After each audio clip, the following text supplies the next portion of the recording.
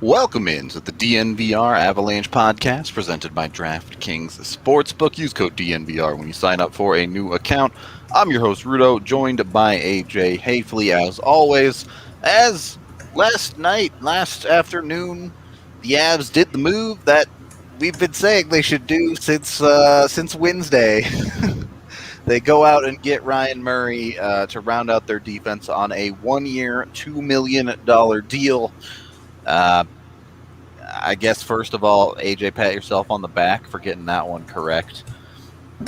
Sometimes lucky. Sometimes lucky, baby. I gotta tell you, this upcoming Avalanche season is either going to be the greatest indictment of our show or the most positive reinforcement ever.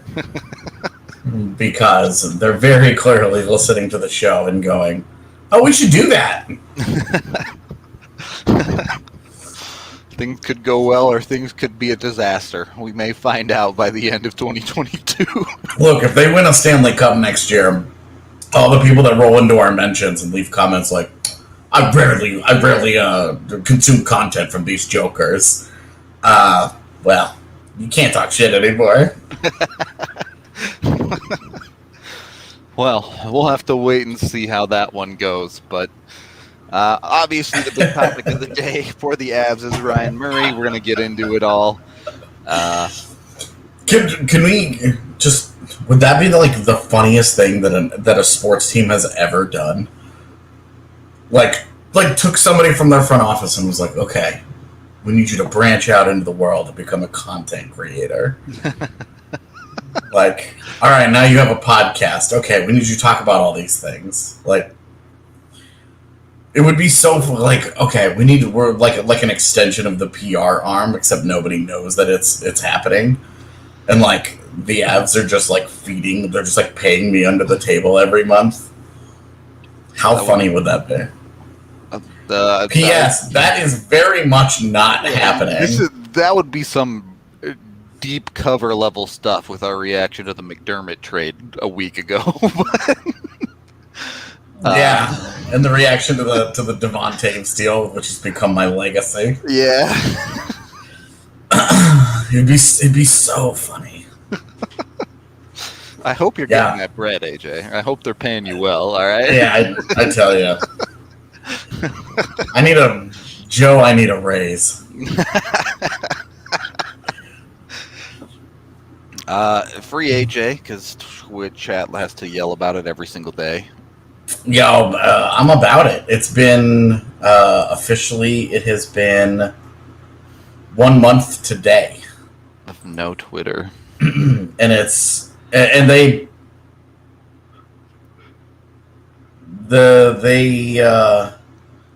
haven't even gotten back to me. Like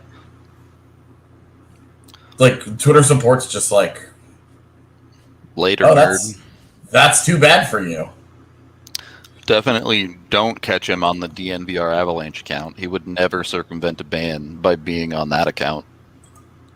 Yeah, and what sucks is I stick strictly to hockey on that account when I use it. Yeah. I do have a burner account now. That works. Yes. Okay. I've been using it for several days now. All right. But I'm good with it having 7 followers. It was made for me and given to me, and so I'm kind of reluctant. And I'm also do I really need Twitter in my life this badly? So, okay. Well, yeah. Let's move on. The off season is so slow, man. Yeah, it's August 3rd, my guy. We got another month of nothing coming up. So yeah, I do tell you though, arbitration. I saw somebody asked about it earlier. Dennis Gilbert going through arbitration is the funniest thing in the world to me, because it's just why? What is he gonna get? I'm so curious what he thinks he's gonna get out of it. I feel like the Avs might just not even show up to that arbitration and just pay him whatever the arbitrator says. Yeah, right. They're just all right, that's the number you want? Cool. Here you go, bud. Yeah. You can have it. Why didn't you just ask us the number? Anyway, not the main topic of today. The main topic of today is going to be Ryan Murray. Look, let's start off by expected role here in Colorado. Is it just strictly third pairing stuff here, AJ? All right. Sorry, I just got my COVID test results from the Canadian government. I bet they're negative. Guess what? Still don't have it. Third pairing. So this is actually interesting to me because I think the automatic assumption is, he's being brought in. He's gonna play on the third pairing. EJ will be on the right side next to Sam Girard, and then it will be Byram and Ryan Murray. Right? Like, I think that's the lineup we all sort of put together when he signed, and we all started roster rating immediately. Makes the most sense. Yeah, I mean, between short term, between left-handed, right-handed, the alignments, that's the one that made the most sense.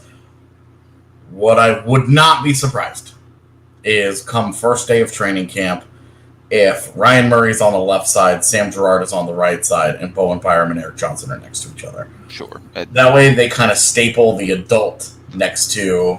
Can totally see a little bit of the mentorship relationship with Byram there. No doubt about it. Let's check which mic I'm on. I think you're on your wrong mic, for the record. It doesn't sound great. Okay. How's that? Yeah, you fixed it. Good job. Hey, great. I didn't even know that this webcam had a mic. It's not my webcam. Is that still mine? My old one? No, that one is still in Denver. I'm now using Z's webcam. Just mooching webcams out here. That's right. You remember when I tried to buy my own at the start of the pandemic? And there were none and they were sold out on Amazon? That's funny. Okay. So I think that Byram EJ makes a lot of sense because, one, you're trying to protect EJ. Yep. On some level. And this is just assuming he's healthy on day one of training camp. It's a big assumption. We don't really know.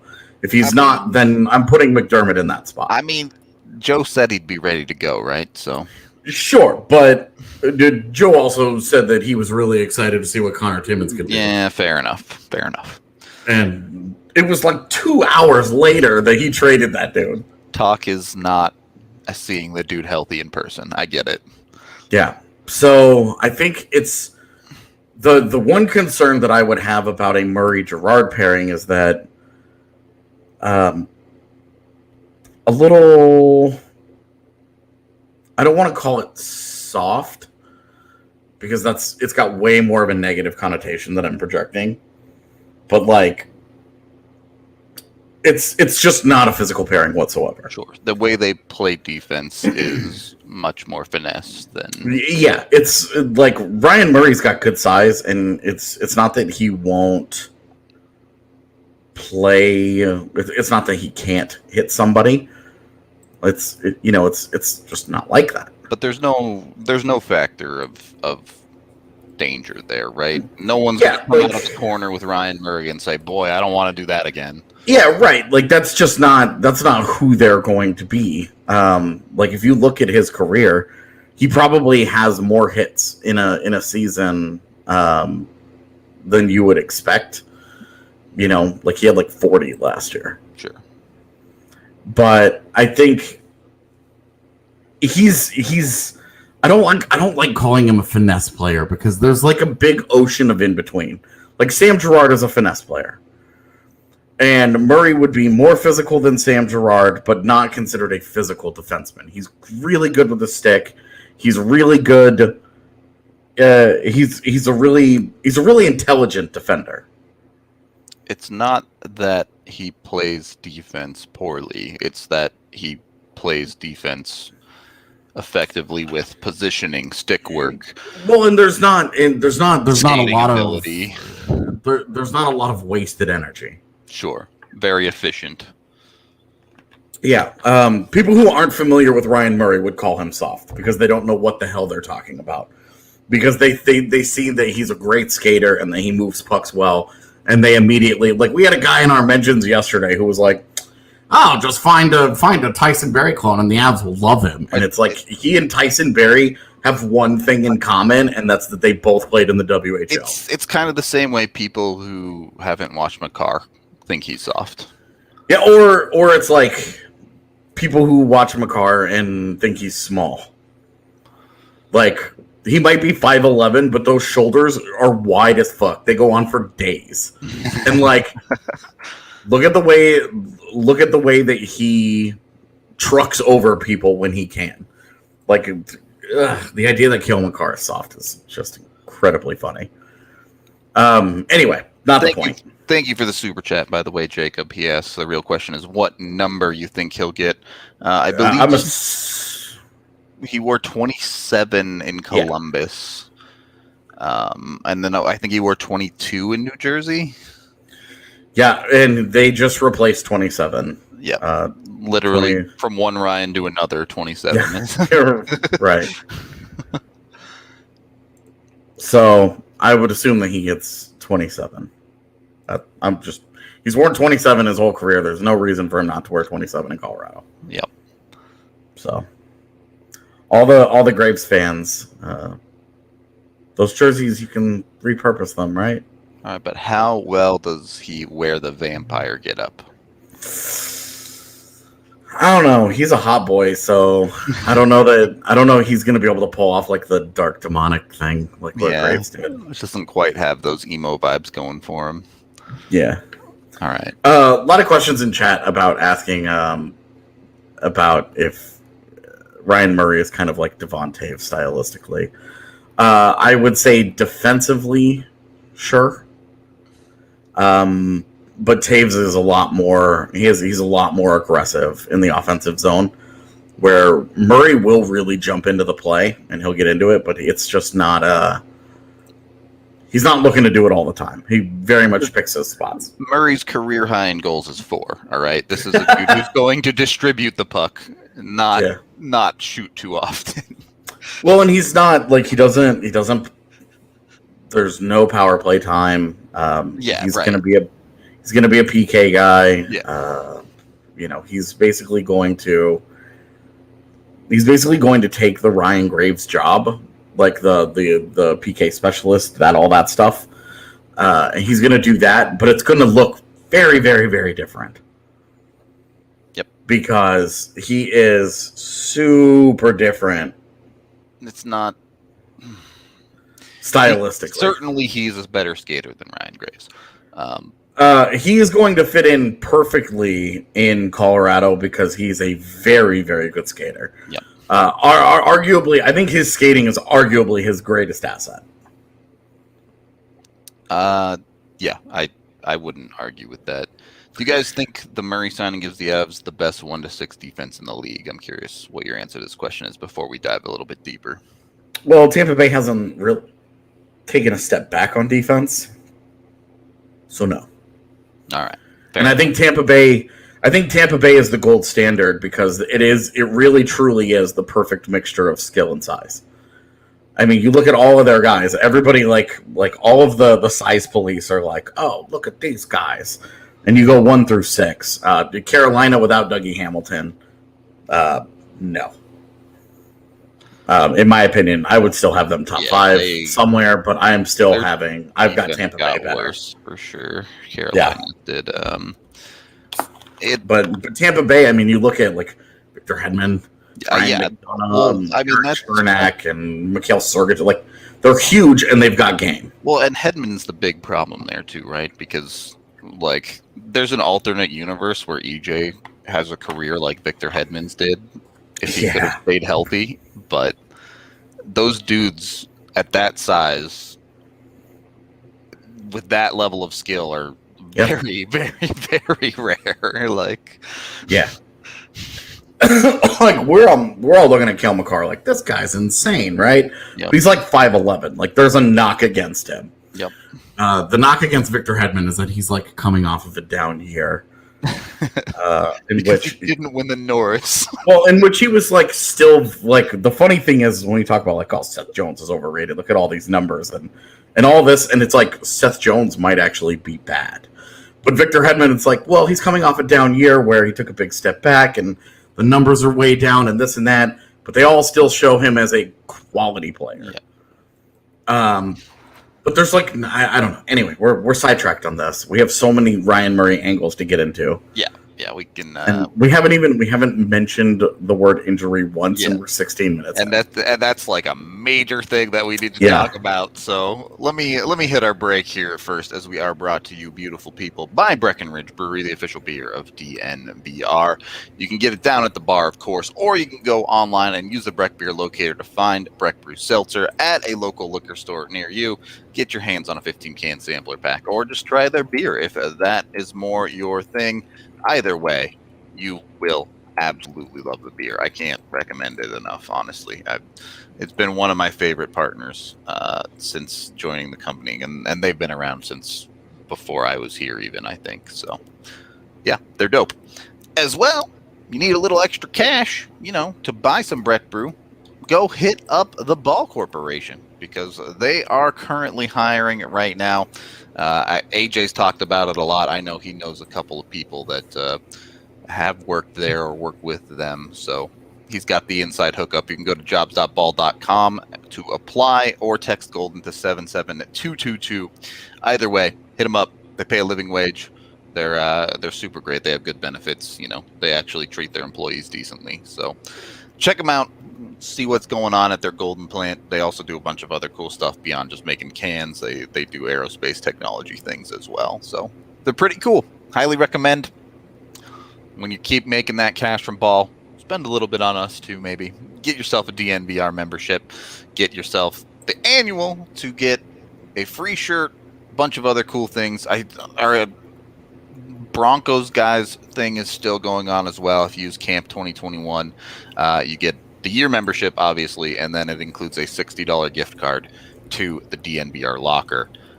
Did I mention our year membership costs $60? So it's like getting a year membership for buying a $60 gift card to the DNVR Locker, just because. Why not do it now? It's a great deal. You can get yourself shirts and all sorts of other stuff, too. Check it out. All right, let's get into this. Second period of the DNVR Avalanche podcast, presented by DraftKings Sportsbook. Do you want to start with the numbers, AJ, or do you want to talk injury stuff first? We'll start with injuries first. Okay. Because all the stuff that we're going to talk about, all of it is going to be, we're just going to get into all of the assuming that he's healthy, this is the player that he is, this is the player that he's been, this is how he's going to fit. Here are the underlyings and, the deep dive stuff that we always do when the Avs get guys of consequence. Like we didn't really, we grazed over Darren Helm, but like when they get like players that could potentially play big roles, how we do it. We tend to go into it. Yep. So we're going to do that, and that'll be, we've got a lot of stuff to get to, but before we do any of that, you have to talk about injuries. It's essentially the critical part to Ryan Murray's entire career. Yep. He has had 2 properly healthy seasons. One was last year, and before that, it was 15-16. Beyond that, this guy regularly misses between 20 and 40 games a season. His Columbus career, if you count playoffs as well, he played in just 358 of 589 possible games. Yep. So he played 358 and missed well over 200 games. Yeah. Yeah. Missed about 230. Something like 30% of games. That's there. Yeah. A lot. Yep. Yeah. That's a lot. Now, it's very EJ-ian, honestly. He has one season where he's played more than 66 games. Yep. And that was the 82 games he played in 15-16. And then last year he played 48 of 56. Yep. So this is the biggest reason why Ryan Murray was cap dumped to New Jersey in the first place. And then the big reason why out on the market this year and signed to a 1-year deal ultimately. Yep. And so there's two factors for what happened to him this year. The injuries obviously continue to be a thing. A conversation. Although this last year he wasn't as injured, but his play last year dipped quite a bit. So I want to get into some of that because he's had a pretty interesting career. All right. So last year, if you could, Kale, if you could bring up our heat map from last year, just the overall not driving play. Is just a little better than league average defensively at -1%. Like decent. Okay, like this is fine. You don't look at this and feel strongly either direction. It screams quality third pairing defenseman is what it screams. Yeah, not going to hurt you on your third pair, basically. Remember the Curtis McDermott chart that we threw up there after that trade, and that defensive number was plus 25%. This is miles more encouraging than that as a defender. And then any of the two other summaries, Kale, would be fine. So this is from Dom Lecision over at The Athletic. This last year, look, like a little bit of a dip, not too bad, but you also see like there's a lot here that's it's okay. The number one thing for me is that bottom right corner where it says difficulty. Playing against some decent competition there. Yeah, he got leaned on very, very, very heavily for defensive zone starts, and just basically just like all around just defensive responsibility. Yep. To the point where if you look at his career, he's always been a guy that started in the defensive zone more often than the offensive zone at even strength. But it's always been like it's been more like 53-47. Yep. And this year it was 58, basically 59. Yeah. 41. So not great. Can you pull that war one back up for me? The one you just had? This one. Thank you. The primary assist number is really encouraging, not just because it's the highest number on there, but because primary assists are a lot more repeatable than random secondary assists. He's directly involved in plays leading to goals. Exactly. And the even strength offense is actually pretty good here. And the defense is very, very encouraging. Again, this is not a guy that's going to score goals.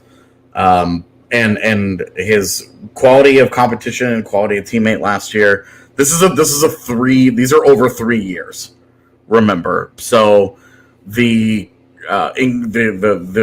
increased competition that he got last year in Jersey is not necessarily reflected in this right here.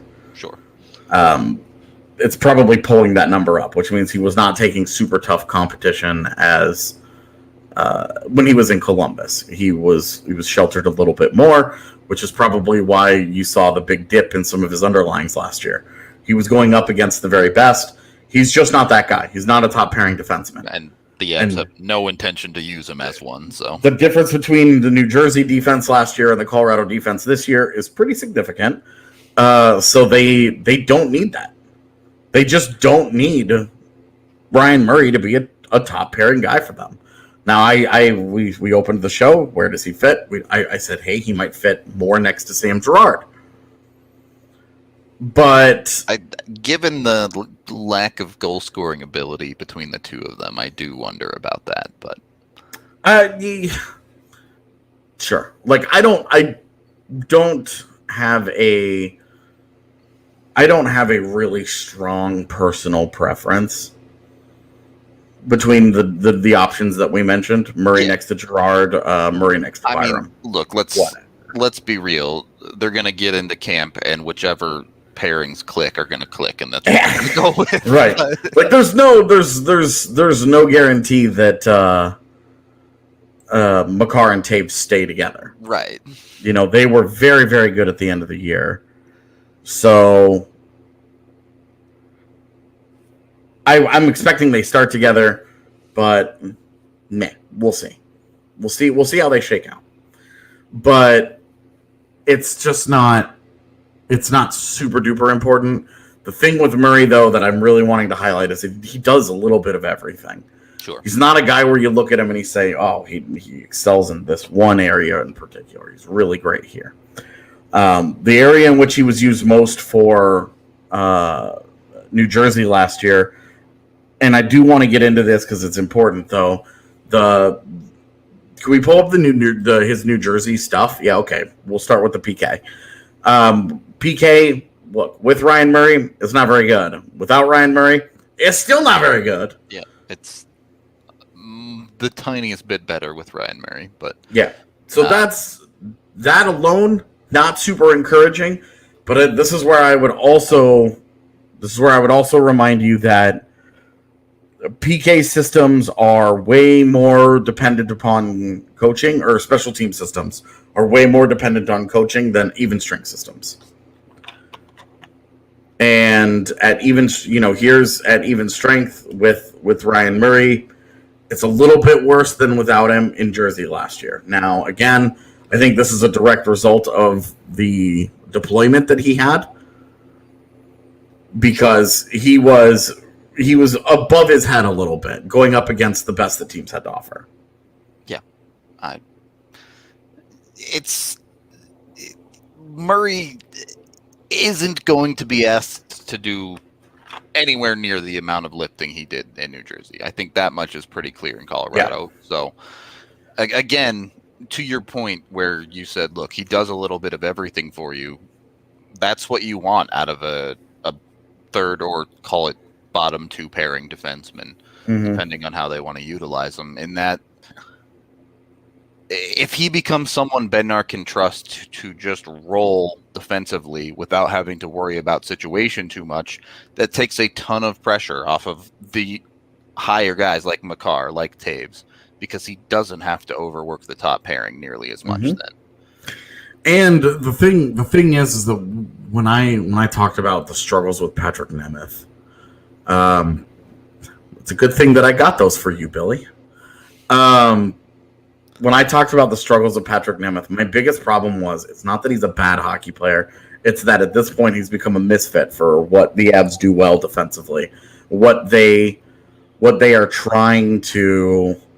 Patrick Nemeth had no trouble playing defense. He had trouble transitioning from defense to offense. Right, and the Avs are one of the most aggressive transition teams in the league. Yep. And we saw the two guys who struggled the most at doing that were Patrick Nemeth and Brian Graves. And both of those guys are gone. Yeah. And they're being replaced by two guys who are great skaters and can aggressively break pucks out if they want to. In Bo Byram and Ryan Leading into identity, Byram and Murray are significantly better fits. Exactly.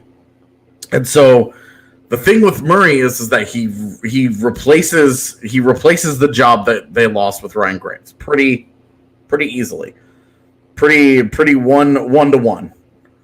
And he just does it as a better stylistic fit for how Colorado plays the game. Mm-hmm. So the one thing though that we've stressed here in the last 10 minutes, it was a down year in New Jersey. He was playing a little bit over his head. What did he look like when he was playing in Columbus the year before that, when he wasn't asked to do that? He wasn't asked to carry quite as heavy of a load, and he was playing in a system that produced some decent defensive results, not one that just got crushed by everybody. One other thing I do want to add here before we jump into that is Murray will be 28 this year. Mm-hmm. So while he does have a history of injury, it's not like he's starting to age out, like to where EJ is getting into his career, right? He is still essentially in his prime. Yeah. As far as if you get the healthy Ryan Murray, this very well could be his best hockey. It could be, yeah. There's lots of reasons to be excited about it that we'll get into. I mean, that we have gotten into. Yeah, already. But one thing that I find encouraging, and one thing that I have guarded against, is trying to make too much of last year's results, because last year was a really weird year, and the schedule was so that it's not an even playing field. There were some guys like Ryan Murray on the Devils didn't get to play against the Devils. Yep. You know, there wasn't an easy night for Ryan Murray and the Devils because they were the easy night on the schedule. You know, there weren't a lot of letdowns for those guys. So Ryan Murray playing top competition with New Jersey, that's a tougher go than what he's going to have in Colorado when they're back to playing everybody, and they get the benefit of Central Division where they're going to be the best team on the ice. Every single night that they step on the ice, they will be the most talented hockey team in the Central Division. So, you know, I think it's going to help Murray that he's going to have less responsibility, but especially when you start to look into the numbers 2 years ago, when he was in Columbus, and you see the on-ice impacts that he had, I think it's important. All right. Well, did they bail? Did they have to go? No, they're here. But we do need to take our second period break anyway before they bail. So now is a good time to do it. Before you do math on stream, it might be wise to take a safety break, if you know what I'm talking about. So hit up Solace Meds, get on over there, use code DNVR20 to get 20% off. You can go online to solacemeds.com and order for pickup so you can get in and out quick. They have 4 locations here in Colorado. You can get one just a couple of blocks away from the DNVR bar, and they have a bunch of specials on products in store as well, ranging from 10 to 25% off. So get in there, check out the great deals, get yourself hooked up. And then when you get the munchies, you can head on over to HassellCattleCompany.com. That's HASSELL cattlecompany.com. Get yourself some blue collar Wagyu steak because it's absolutely delicious. Cannot recommend them enough either because let's face it, I've had a lot of sponsors on this show. I have never gotten the responses that I've gotten in person at the bar like I get when people have the burger. Like, I have people tell me that they like the products that we sell, and obviously we love all the products that we sell, but the Hassel burger is like, everyone who has it tells me how amazing it is. So get it today. Use code DNVR10 for 10% off online at HassellCattleCompany.com. The other day when I was there for the grand opening, before I hit the road, I was talking to someone and they were like, are you going to get food? And he was like, oh yeah, I ate already. And I was like, oh, it's already gone. Like, what'd you try? And he was like, oh, I had the burger. You guys weren't lying. It's just how it goes. Okay, well, great to know. Of course, our primary sponsor for the show, DraftKings Sportsbook. You can head over there. They have amazing odds boosts every single day. Still plenty of time left to get in on the Olympics. So right now, they're still giving you the offer. Bet $1, win $100. Bet before an event starts that you think America is going to win any medal in. Doesn't matter which medal. Could be bronze, silver, or gold. Could be all 3. Whatever you want to do at DraftKings Sportsbook, as long as they win a medal at the event you put the bet on, you can turn $1 into $100. So make sure you sign up with a new account with the code DNVR to get access to that. Of course, you can also bet on the Olympics. You can bet on baseball. You can bet on pretty much any sport under the sun. Even men's soccer, where we saw USA win that tournament that wasn't the Olympics. Yep, that's my knowledge of men's soccer, basically. Full stop. In any case, you can bet on that. and many, many, many other things at DraftKings Sportsbook. So download that top-rated DraftKings Sportsbook app now and use promo code DNVR when you sign up to turn that $1 into $100 in free credits if America wins at any medal. For a limited time only at DraftKings Sportsbook. Must be 21 or older. Colorado only. New customers only. Restrictions apply. See DraftKings.com for details. Gambling problem, call 1-800-522-4700. The Gold Cup. Thank you, Ryan. A third period of the DNVR Avalanche podcast presented by DraftKings Sportsbook. True, we do need a team male model shirt, Colin. Be a pretty good shirt, not gonna lie. All right, so let's get into. Is there such a thing as hot boy winter? Well, there you go. Now we're talking. Hot girl summer, hot boy winter. Yeah, exactly. All right, so let's get into his previous numbers, his time in Columbus. As Kale telling us he exists exclusively in hot boy winter, our producer today. Very nice. Kale, do you have his Columbus numbers that we can look at here? I don't know which one of these are Columbus. Yeah, that one. Either of those. Go back to the even strength ones real quick. Yes. So. Okay.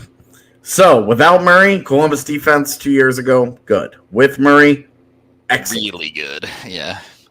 Excellent. Like, those are like Devon Taves level numbers in Colorado last year. Yep. So, that's encouraging. You have to like what that looks like. Granted, you can see 436 minutes with Murray. 3,000 without him.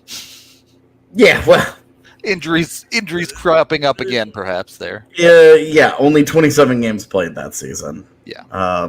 I went back to the season before where he played 56, and it was similar. So, the PK, because we can pull up the PK number specifically because he's gonna be doing that in Colorado. Like that's exactly it. He's gonna be doing that, and how Colorado PKs is a little more similar to what Columbus did than what New Jersey did.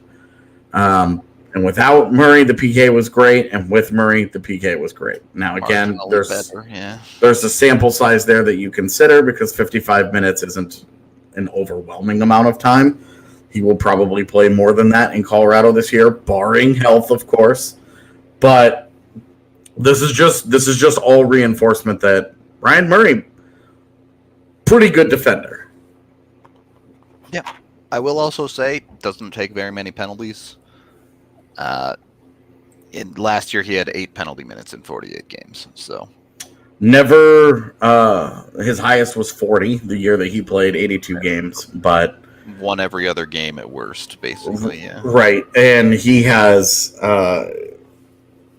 had as many years in single digit penalty minutes. It's not. He had a 10 penalty minutes in 56 year, another 8 in 44. It's a dude that does not take very many penalties. I only bring it up because it felt like during the playoffs a bit of a parade between Graves and Nemeth to the box of guys who were supposed to be on their PK that were often in the box. Where it was like, okay, well, he's playing, Nemeth especially, he's playing over Bo Byram because of the way that he PKs. Well, guess what? He's in the box half the time. Yeah. This isn't very helpful. What are we even doing here? Yeah, for sure. So just another relevant factor there, but yeah. Somebody had asked in chat who he played with that year in Columbus. His partner was David Savard. Predominantly David Savard. His next closest after that was Marcus Nudavara, and it was 253 minutes with Savard, 79 minutes with Nudavara. So not a ton, for sure. Yeah. The big thing is if you go and look at Ryan Murray's Corsi stats, they're not going to be great. They're not going to be awful. They're not like, oh my god, this is so bad, but they're solid. Sure. There's a certain, you have to take context into account, right? It's when you're talking about a guy, especially last year, who took significantly more D-zone starts.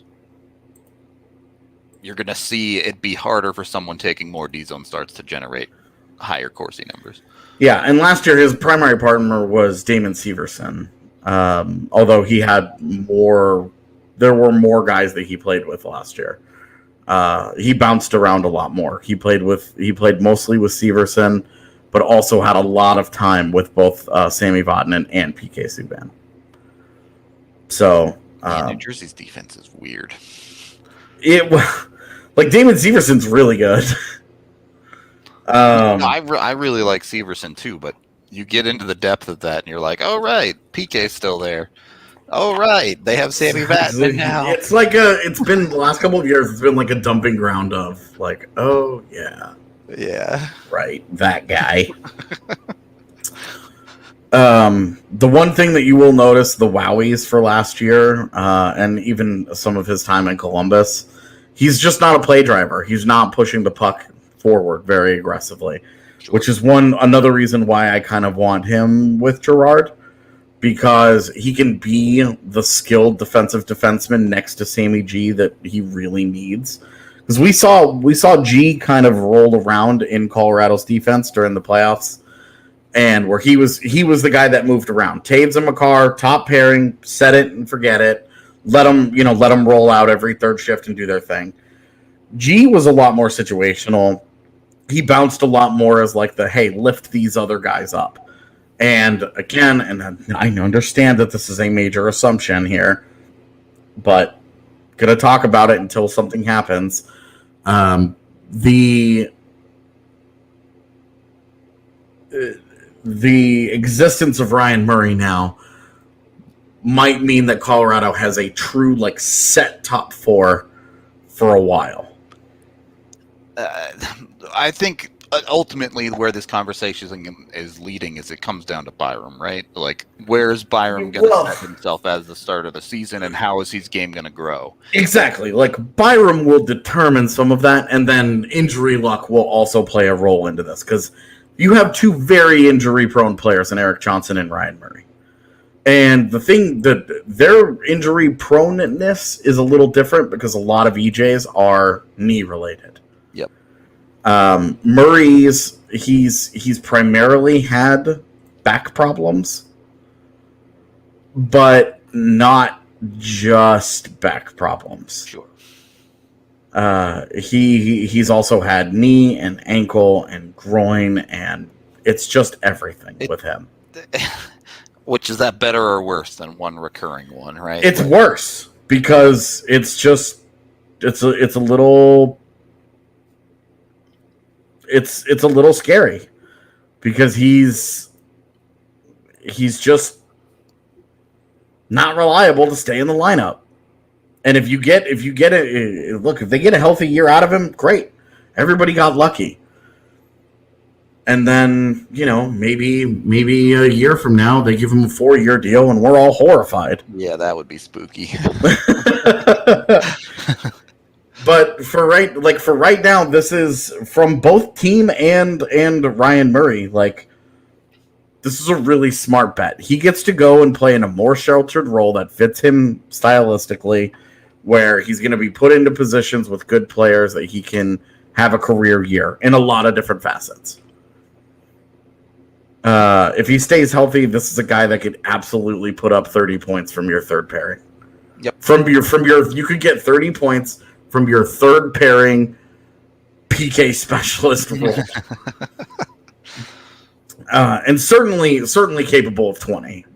He's never had 30 in his NHL career, so I'm kind of stretching that a little bit. Again, that's absolute best case scenario. He's 28 if he stays healthy. Yeah. And 20, if he's healthy, 20 should basically be a lock. Yes, it should be. Colorado's just going to be a little too talented for that not to happen. Yeah. Especially if they play him on more of a second-ish pairing than sheltering him too much. He doesn't need deep sheltering. It's just he should not be taking on the absolute top-notch competition. Spence, I think we touched on your point a little bit about him playing with other defensemen. Look, Bednar's never afraid to bust out the blender, all right? It'll Well, and everyone especially will see a little bit of everything. Yeah, defensively, they do it situationally. It's one of my favorite things that this coaching staff has always done, is that they coach to situation a lot.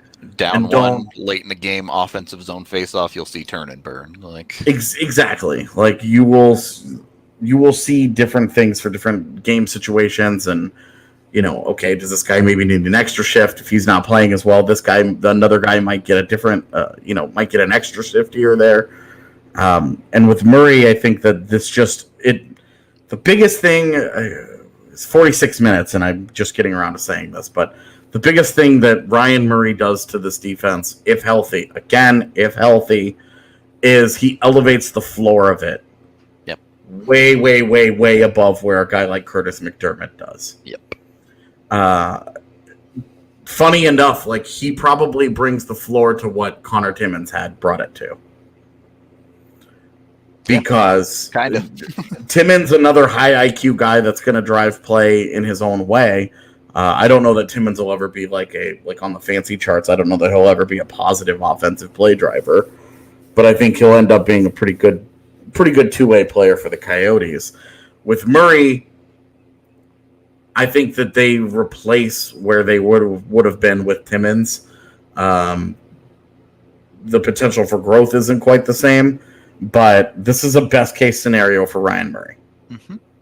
That if he can stay healthy here, he's in line to actually get paid next year. Well, and he's going to come in and play the exact way that he wants to play, too. Mm-hmm. The Avs are not going to ask him to get out of his comfort zone at all. So. Absolutely. I mean, Murray's better both ways than Connor Timmins is today. He's like Ryan Murray's like an established, real, legitimate top 4 defenseman in the NHL. If that dude was healthy, he'd be, a top end defenseman in the league. Yeah, without the injuries, and you always wonder how much the injuries have taken from a guy. Yep. Especially when you start to have back problems and you're 26 years old. When he was going to see back specialists in his mid-20s.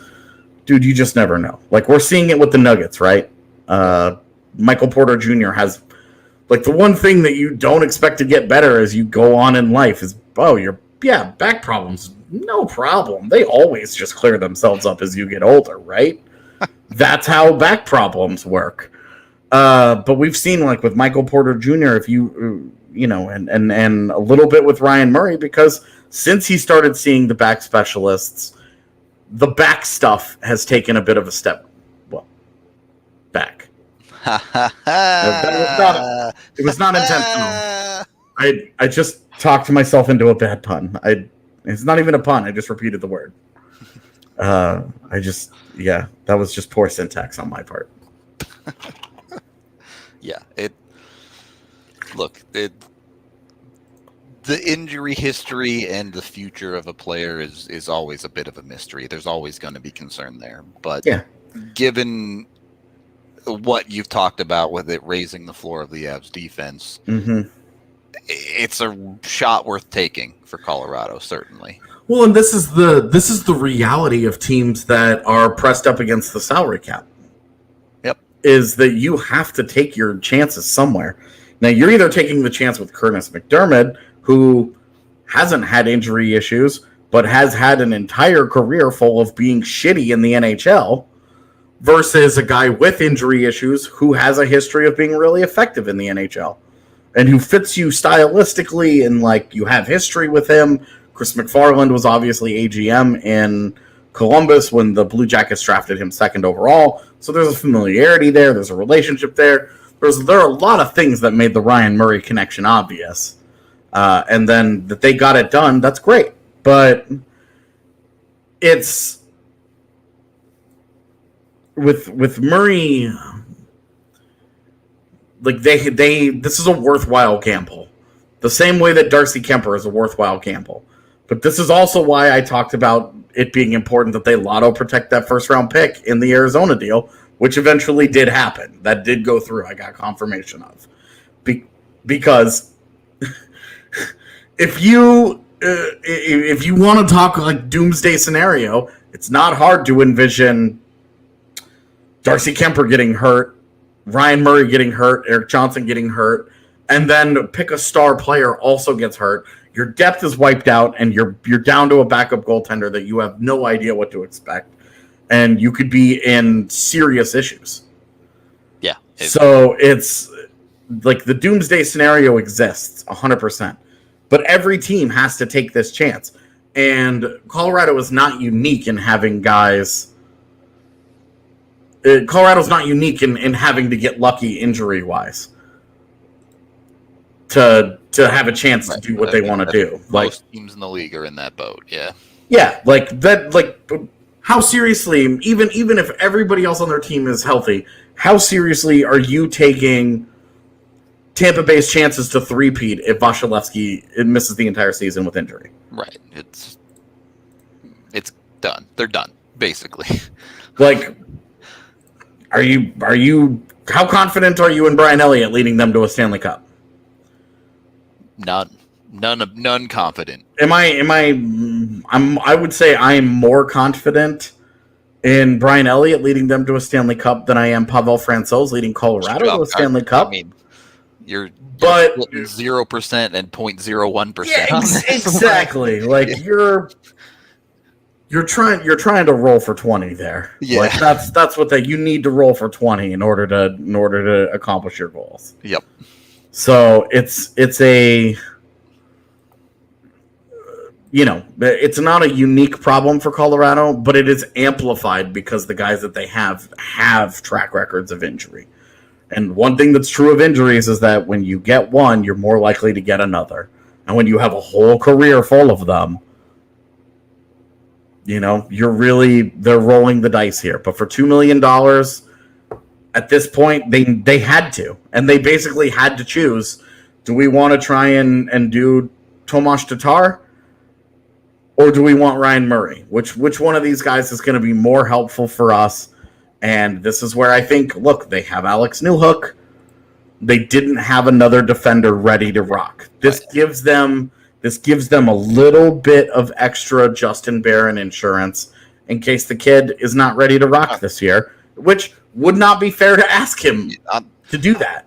Certainly on opening night, the base level of this question is, would you rather be starting Ryan Murray or Curtis McDermott? Yep. On defense, if Curtis McDermott ends up on your fourth line, well, that's a different conversation entirely. They were determined to play Curtis McDermott no matter what. But yeah. I do agree that this easily was the right call here. Which of those two positions would you rather have the one extra guy of depth at? This is the one. Yep. Now, they also have way more potential at forward for things to go well. Like, we don't know what's going to happen. You and I have run down this list of all the young guys that they have at forward. We don't know what a world looks like where Alex Newhook and Mikhail Maltsev and Logan O'Connor that goes off or something. Yeah. Exactly. Sampo Ranta dominates in a training camp where he just forces his way onto the team. Like, something like that happens, right? Yeah. Okay. Then that's a good thing then. Yep. You want to see that. And to be honest, I think that they're setting this up where they're like, Barton Kaut, please. Find your way onto this lineup, yeah. Please force your hand and just make us keep you around. Yeah. Well, I think looking a little bit longer term too, and look, I don't know if the Avs are officially done or if they'll add one or two more pieces of minor impact or whatever. But don't have much money left. When you look at the Avs lineup and you look at a team that intends to be at very least pushing for a division title, if not another President's Trophy, it's a lot easier to add at forward than it is defense at the deadline price-wise. Well, and effectiveness-wise, too. You look at deadline ads, and guys that fit in better are almost always the forwards. Yep. Defense is hard, man. Well, and fitting into a defensive system and getting comfortable with the communication between a partner and a goaltender. And now this year, the deadline's like back at a normal time. Last year, the deadline happened and there were 10 games to go. And then the postseason started. And again, as with everything, last year is just this weird, crazy nonsense, right? It was like this weird thing that happened that we all lived through. We all gritted our teeth through. And we're just like, it's over. Hopefully we don't ever have to do that shit again. Yep. Please get vaccinated. Yep. That pretty much sums it up. Yeah. Final thoughts here on Murray, AJ, and we'll get out of here. Races the floor. Big injury questions. Smart gamble by a smart front office. It's good. A good smart roll of the dice. Maybe it works. Maybe it doesn't. Boom. We'll leave it at that. Thank you, everyone, watching, listening. However you consume the podcast, we appreciate all of y'all. Chat was fun today. Enjoyed all of you in here. I'm with it. Ryan Donato for the minimum. Yes. There you go. Ryan Donato, PTO. So who knows? Maybe the Avs will have one more trick up their sleeve this offseason. But yeah, we're starting to drift into August, so you can still catch us 5 days a week. I don't know. AJ and I might try and sneak a day off or two in there somewhere. We are 100% going to try and use a little bit of the August lull to get a couple days off here and there. Yeah, but podcast will still be here. You can still find us talking hockey, all that stuff. We hope to see you tomorrow. Same time, same place, 1 p.m. Have a good rest of your Tuesday, and we will talk to you all then.